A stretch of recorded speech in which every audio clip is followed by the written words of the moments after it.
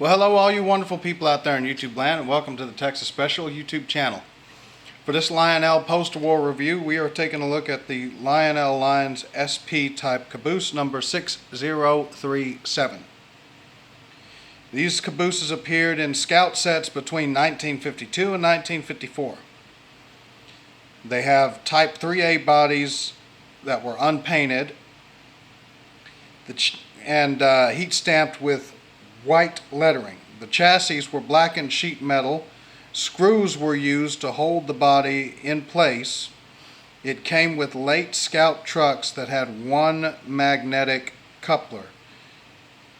Now there are two variations of this car. Variation A, which is what you see before you, had a Tuscan colored body. Variation B had a red body, similar to last month's post-war item. Now, as I said, these cars were about midway through the post-war era, so kind of the golden era of Lionel electric trains.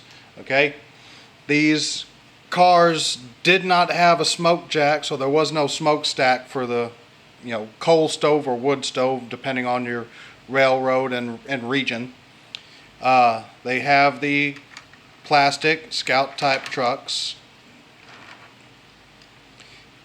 The coupler is a magnetic type coupler, but it doesn't have a thumbtack of any type. It has that metal tray looking thing.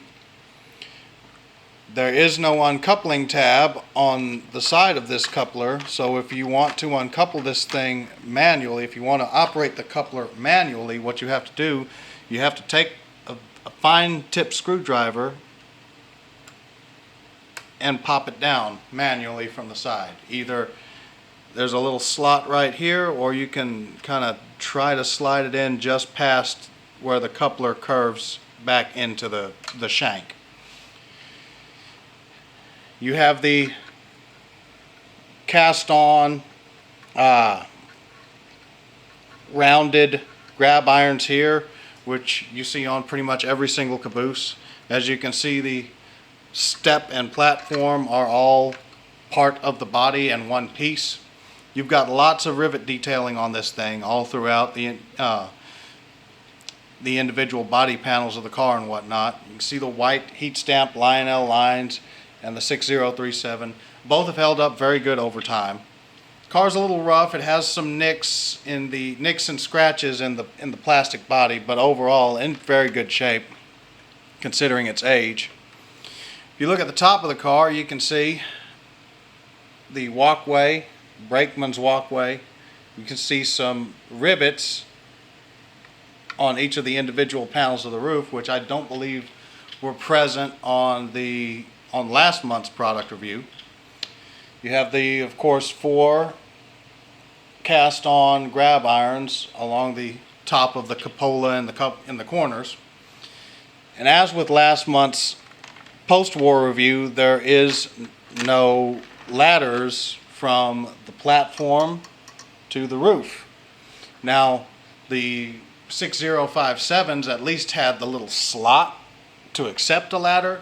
These guys, as you can see, or as you did see, there's not even a slot to facilitate a ladder. It's just, solid plastic. If we look at the underside of the car, you can see just nothing, a blank sheet metal chassis. And you can see here where the coupler would have been attached if there had been a second one included. Coming back around to the rear of the car, just get a little better look at it. You can see there is the squared off hand railings right here, grab irons right here. You can see the screw right there holding the body to the chassis. The the hand railings, just like last month's review, are part of the frame. They're stamped sheet metal and they're part of the frame. And you have a cast-in door right here with a cast-on little doorknob, and you have rivet detailing around the window pane and around the end panel of the car, as well as around the door frame of the car. So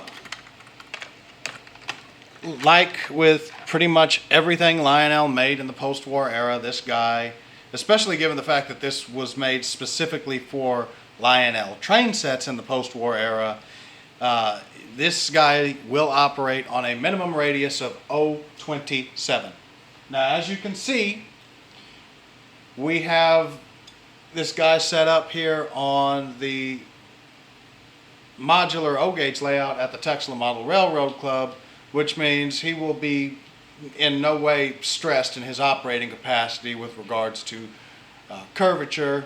All of the main line curves on the TexLa Model Railroad Club's O-gauge railroad, to include the switches, are 0.72.